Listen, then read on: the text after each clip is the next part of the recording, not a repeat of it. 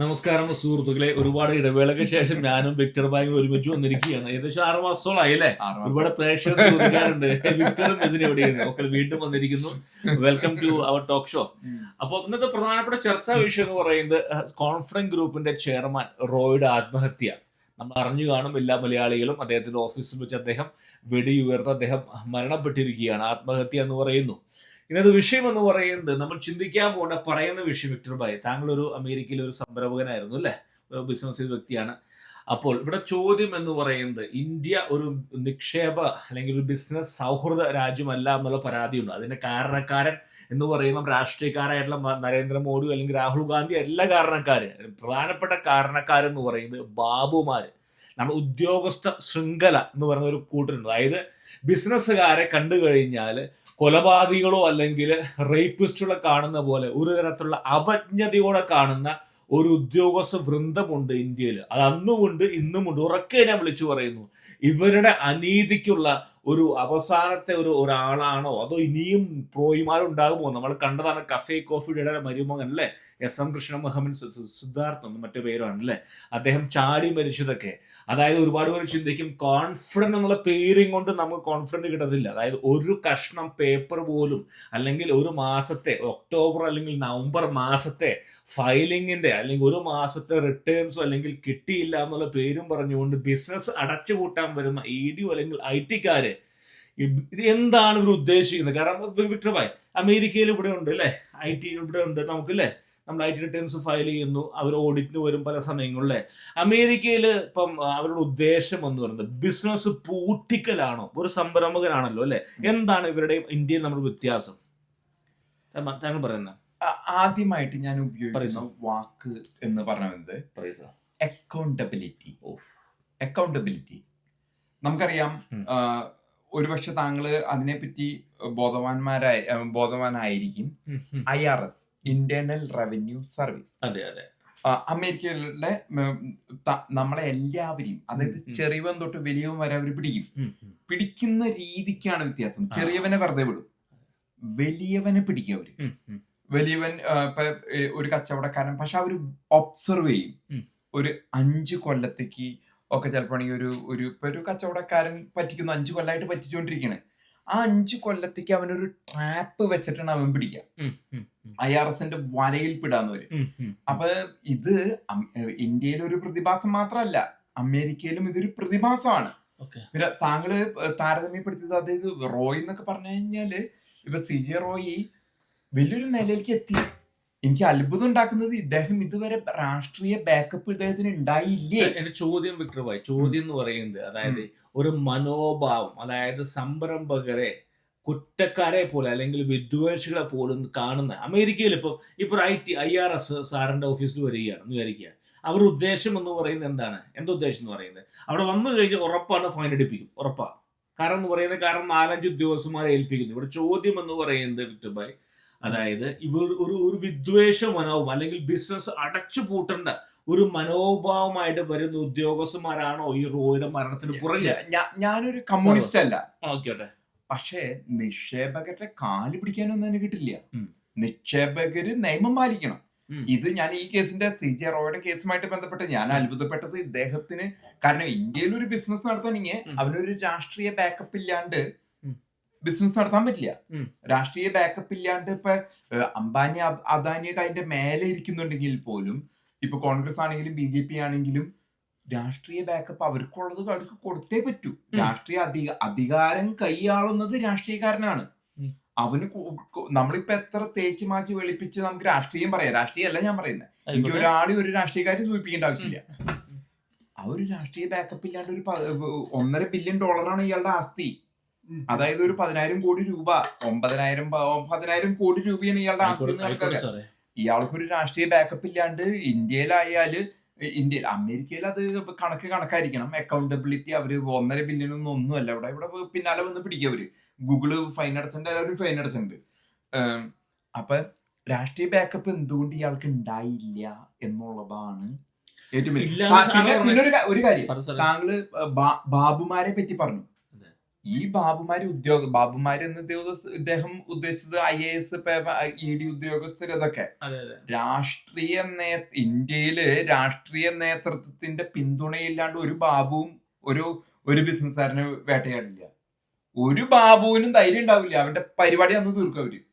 രാഷ്ട്രീയ നേതൃത്വമാണ് ഏത് രാജ്യത്തും. ഇപ്പൊ ഇവിടെ ട്രംപ് ഇരിപ്പുണ്ട്. ട്രംപ് പറയുന്നത് കച്ചറ വർത്താന പറയണെന്നുണ്ടെങ്കിലും ആ പറയണ വർത്താനത്തിന് ചേരാത്ത ഉദ്യോഗസ്ഥനാണെങ്കിൽ അന്ന് എടുത്ത് അയാള് എടുത്ത് കാട്ടിക്കളയും. അത് ഇന്ത്യയിലാണെങ്കിൽ ലോകത്താണെങ്കിൽ രാഷ്ട്രീയ നേതൃത്വത്തിന് അനുസരിച്ചേ ഒരു ബിസിനസ്സുകാരൻ നിൽക്കാൻ പറ്റില്ല. അതല്ലെങ്കിൽ ആ ബിസിനസ്സുകാരൻ അതിലും വലിയ തലപ്പത്തിരിക്കണം. അതാണ് ബാബുമാര് രാഷ്ട്രീയ നേതൃത്വമാണ് വലുത്.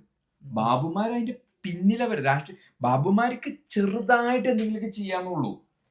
രാഷ്ട്രീയ നേതൃത്വം കഴിഞ്ഞിട്ടേ ബാബുമാര് വരുള്ളൂ. ബാബു രാഷ്ട്രീയ നേതൃത്വം പറയണു വേണ്ട അവനെ വിട്ടേര് എന്ന് പറഞ്ഞു. സാറ് പറയുന്നപ്പോ അതായത് ഈ കേരളത്തിൽ പ്രമുഖ ഒരു സ്വർണ്ണ വ്യാപാരി 150 കോടി കൊടുത്തു, അതാണ് സാറിന്റെ അഭിപ്രായം? അതാണ് നമ്മള് ഒരാളുടെ പേര് പറയണ്ട. വ്യാപാരി അത് കോൺഗ്രസ് ആയാലും BJP ആയാലും അവിടേക്ക് എത്തേണ്ടത് അവിടെ എത്തിയിരിക്കണം. അവർക്ക് രാഷ്ട്രീയക്കാർക്ക് എന്താ ചെയ്യേണ്ടത്? അവരുടെ പ്രചാരണ രാഷ്ട്രീയം ഒക്കെ കൊണ്ടു നടക്കാനായിട്ട് കോടികൾ വേണം. ഇതൊക്കെ എത്ര തേച്ച് വെളുപ്പിച്ച് പറഞ്ഞാലും അതിന്റെ വാസ്തവമാണ്. പക്ഷെ രാഷ്ട്രീയ നേതൃത്വം വരുമ്പോ അവർക്ക് എത്തേണ്ട കോടികൾ അവിടെ ദന്താമയ്ക്ക് തന്താൻ ചെയ്യ പണം എത്തേണ്ടടുത്ത് പണം എത്തിയേ പറ്റൂ. അപ്പൊ സാറ് പറഞ്ഞു വരുന്നത് ഈ റോയിയുടെ മരണത്തിന് കാരണം എന്ന് പറയുന്നത്, ഞാൻ അത്ഭുതപ്പെട്ടത് റോയി അവിടെ ഹെലികോപ്റ്ററിൽ പോണു, ഇവിടെ ഇത് ചാരിറ്റി ചെയ്യണം. അപ്പൊ എന്റെ വിചാരം ഇദ്ദേഹത്തിന് അതിന്റെ രാഷ്ട്രീയ ബാക്കപ്പ് രാഷ്ട്രീയക്കാർക്ക് കൊടുക്കേണ്ടത് ഒരു ഏകദേശം, അതായത് ഈ 2 നമ്പർ ദന്ത എന്നൊക്കെ പറയുമ്പോ പണ്ട് ബോംബെയില്, അതായത് ഒരു 10-30% രാഷ്ട്രീയക്കാർക്ക് മാറ്റി വെച്ചിട്ട് നിങ്ങളുടെ കച്ചവടം മാറ്റി വെച്ചിട്ടില്ല. സാറിന് ചിന്തിക്കുന്നുണ്ടോ? ഇല്ല, അതല്ല ഇതിൽ തെളിയുന്നേ. അതായത് കഴിഞ്ഞ 2014 മുതൽ BJP ആണ് ഭരണത്തില്. അവിടെ എത്തേണ്ടത് എത്തിന്നുണ്ടെങ്കിൽ അവിടെ എത്തേണ്ടത് എത്തി എന്ന് പറഞ്ഞതിൽ അവര് ഇദ്ദേഹത്തിന്റെ ആരോപണം ഞാൻ ഉന്നയിച്ചല്ലേ. അത് കോൺഗ്രസ് ആയാലും BJP ആയാലും ഇടതുപക്ഷം ആയാലും രാഷ്ട്രീയ പാർട്ടികൾ കേരളത്തിലെ കമ്മ്യൂണിസ്റ്റ് പാർട്ടി ആയിക്കോട്ടെ, എത്തേണ്ടത് എത്തേണ്ടടുത്ത് എത്തുന്നുണ്ട്. അതല്ലെങ്കിൽ ഞാനെന്തോ കോൺഗ്രസ് പാർട്ടിക്കാരനാണ്, ഞാൻ കോൺഗ്രസ് പാർട്ടിക്കാരനാണ്. അദ്ദേഹത്തിന് കഴിവുണ്ടായില്ല, അദ്ദേഹം എത്തിക്കേണ്ടടുത്ത് എത്തിക്കണായിരുന്നു. എത്തിച്ചാൽ അതാണ് രാഷ്ട്രീയം. എത്തിച്ചാൽ എത്തിച്ചാൽ ഇന്നലെ സംഭവിച്ച സംഭവം ഉണ്ടാവില്ലായിരുന്നു. ഞാൻ വിചാരിച്ചത് ഇദ്ദേഹത്തിന്റെ താല്പര്യത്തിരിക്കും അദ്ദേഹത്തിന്റെ നിലയിലുള്ള പിടിപാടുകള്. ഇപ്പൊ ഞാൻ പറഞ്ഞത് നമ്മൾ അങ്ങനെ ഞാനൊരു രാഷ്ട്രീയ പാർട്ടിന്റെ ഒരു നേതാവിനെ പറ്റി പറയാത്തോണ്ട് എനിക്ക് പറയാം, കൈക്കൂലി എന്ന് നിങ്ങൾ പേരിട്ട് വിളിച്ചാലും എത്തേണ്ടടുത്ത് എത്തിയിരിക്കണം. അതിപ്പോ ഇവിടെ ട്രംപ് ഇരിക്കുന്നുണ്ട്. കഴിഞ്ഞ ഒരു കൊല്ലത്തില് ട്രംപിന്റെ കുടുംബം ക്രിപ്റ്റോ കറൻസി അത് ഇതൊക്കെ ആയിട്ട് ഉണ്ടാക്കിയിരിക്കുന്ന പണം $6 ബില്യൺ. അത് കുഴപ്പമൊന്നുമില്ല ഇക്കാര്യത്തിൽ. സാർ ബിസിനസ് ചെയ്യുന്നു. എവിടെന്ന് $6 ബില്യൺ വരണേ? എന്ത് ബിസിനസ് ചെയ്തിട്ടാണ് ട്രംപിന്റെ കുടുംബത്തിൽ $6 ബില്യൺ വരണേ? കുടുംബത്തേക്കാ വന്നേക്കണേ, കുടുംബത്തേക്ക്. ബിസിനസിന് രാഷ്ട്രീയ അധികാരത്തെ ദുർവിനിയോഗം ചെയ്തുവോ എന്ന്, അതായത് ഇദ്ദേഹം മുഷ്ടി കാണിക്കാണ്. ഇപ്പൊ വെനിസ്വേലയിലാണെങ്കിലും എവിടെയാണെങ്കിലും മുഷ്ടി കാണിക്കാണ്. അപ്പൊ എത്തേണ്ടത് എത്രയൊക്കെ സുഖിപ്പിച്ച് നന്നായിട്ട് പതപ്പിച്ച് പറഞ്ഞാലും എത്തേണ്ടടുത്ത് എത്തിയില്ല എന്നുള്ളത് CJ റോയിയുടെ ഒരു മരണം തെളിയിക്കുന്നു. എത്തേണ്ടടുത്ത് ചില താങ്കൾ പറഞ്ഞ സ്വർണ്ണ വ്യാപാരികളുടെ ഒക്കെ എത്തേണ്ടടുത്ത് ചില മാള് മുതലാളിമാരെ തൊടണില്ല. എന്താ തൊടാത്തെ? എത്തേണ്ടടുത്ത് എത്തണം. ചില വലിയ മാള് മുതലാളിമാരുടെ അടുത്തേക്ക് എന്താ വരാഞ്ഞ് വന്നു കഴിഞ്ഞാൽ വിവരമില്ലാഞ്ഞിട്ടാണോ? ഇഷ്ടം പോലെ അയാളുടെ പേര്, അദ്ദേഹത്തെ ഈ പറഞ്ഞ മാള് മുതലാളിമാരുടെ തന്നെ ED നോട്ടീസ് ഒക്കെ വന്നിട്ടുണ്ട്. എത്തേണ്ടടുത്ത് സാറ് പറയുന്നത് എത്താത്തതാണ് ഈ പ്രശ്നം മുഴുവൻ. തീർച്ചയായിട്ടും നിങ്ങൾ പറഞ്ഞത് തെറ്റാണ്.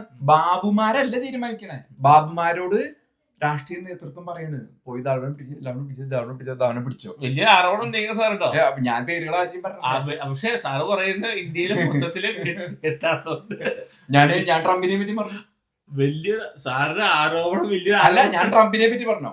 ഞാൻ താങ്കൾ ഇന്ത്യ എന്ന് പറഞ്ഞപ്പോ ട്രംപ് ആയാലും രാഷ്ട്രീയ നേതൃത്വം യൂറോപ്പിൽ എടുത്തോ, അല്ലെങ്കിൽ അറബ് രാജ്യങ്ങളിൽ പിന്നെ അവരാണ് അധികാരികള്. കസേര രാജാവിന്റെ കയ്യില്, ഭരണം രാജാവിന്റെ കയ്യില്, ബിസിനസ് രാജാവിന്റെ, എണ്ണ വെക്കുന്നത് രാജാവിന്റെ കയ്യില്. പക്ഷെ യൂറോപ്യൻ രാജ്യങ്ങളായാലും രാഷ്ട്രീയ നേതൃത്വത്തെ പണിക്ക് കൊണ്ട് ഒരുത്തനും ബിസിനസ് ചെയ്യാൻ പറ്റില്ല. അപ്പൊ അവസാനിപ്പിക്കുന്ന വിക്ടർ ഭായി പറയുന്ന പോയിന്റ് വളരെ ശരിയാണ്. ബാബുമാരും ഉദ്യോഗസ്ഥരൊന്നും അല്ല, തലപ്പത്തിരിക്കുന്ന രാഷ്ട്രീയക്കാരുടെ ആ ഒരു പണം ബാങ്കിലേക്ക്, ഖജനാവിലേക്ക് പണം എത്തിക്കഴിഞ്ഞാൽ വ്യക്തിപരമായിട്ടല്ല, അവരുടെ പാർട്ടിനെ നടത്തി കൊണ്ടുപോകാനും രാഷ്ട്രീയം നടത്തി കൊണ്ടുപോകാനും പണം ആവശ്യമുണ്ട്. അപ്പൊ ഇനി ആരാ കൊടുക്കണേ? അപ്പൊ നാട്ടില് CJ റോയിമാരെ ശ്രദ്ധയ്ക്ക്, അതായത് നിങ്ങൾക്ക്, ഞാൻ സത്യത്തില് ഇദ്ദേഹത്തിനോട് എനിക്ക് ഇന്ന് വളരെ ദുഃഖം തോന്നി. ഒരാളുടെ മരണത്തിൽ ഞാൻ സന്തോഷിക്കുന്നില്ല. ഒരു വ്യക്തിയുടെയും, ഇന്ന് ലോകത്തെ ഒരു വ്യക്തിയുടെയും മരണത്തിൽ ഞാൻ സന്തോഷിക്കുന്നില്ല. അതിനെ ലഘുവായിട്ടും കാണല്ല. പക്ഷെ 10,000 കോടിയുടെ ആസ്തി എന്ന് പറയുമ്പോ അവിടുത്തെ ഒരു രാഷ്ട്രീയ നേതൃത്വത്തിന്റെ എത്തേണ്ടത് എത്തിയോ എന്നുള്ളത് അദ്ദേഹം ചിന്തിച്ചില്ല എന്ന് മാത്രമാണ്. വളരെ വളരെ ഖേദകരാണ്. അദ്ദേഹം മരണത്തിൽ ഞാൻ ദുഃഖം രേഖപ്പെടുത്തുന്നു. അദ്ദേഹത്തിന്റെ കുടുംബത്തോടൊപ്പം ഒരു മകനുണ്ട്, ചേരുന്നു. അതിനെ നമ്മളിപ്പോ ചിരിച്ചു കളിച്ച് പരിപാടി ചെയ്താലും അതിനെ ലഘൂകരിക്കുന്നില്ല. പക്ഷെ ഒരു ബിസിനസ്സുകാരൻ എന്ന നിലയിൽ ചെയ്യേണ്ടത് ഒരുപക്ഷെ ചെയ്യേണ്ടതായിരുന്നു അദ്ദേഹം. കടമ എന്ന് പറഞ്ഞാൽ ബിസിനസ് അതല്ലെങ്കിൽ ഇപ്പൊ ഞാനൊന്നും ഇതിനെ പോലെ എന്തെങ്കിലുമൊക്കെ ആയിട്ട് ജീവിച്ച് അന്നത്തെ അന്യം ജീവിച്ചിരിക്കണമെങ്കിൽ ഒന്നും കഷ്ടപ്പെട്ട് ജീവിക്കും. അവർക്ക് കൂടി നമ്മുടെ ഉള്ളിൽ കൊണ്ടിടാം. നീ കെടുക്കും ഒരു 25 കൊല്ലം എന്ത് കിട്ടാനാ? കുറച്ച് വീഡിയോ ചെയ്യുന്നുണ്ട്, കുറച്ച് ആൾക്കാരെ കൂടെ കൂട്ടുന്നുണ്ട്, അതല്ലാണ്ട്. പക്ഷെ സത്യം വിളിച്ചു പറയുന്നുണ്ട്. ഞാൻ സത്യം വിളിച്ചു പറയും. എന്നെ ഉള്ളിലിട്ട് എന്തെങ്കിലും എന്നെ ഉള്ളിലിട്ട് ഞാൻ ജഡ്ജിയോടായിട്ട് പറയണം. എന്റെ ഉള്ളിലിട്ട് നീ എന്താ കേസ്? അപ്പൊ എന്നാ ശരി, വീണ്ടും വരാം. വീണ്ടും വരാം.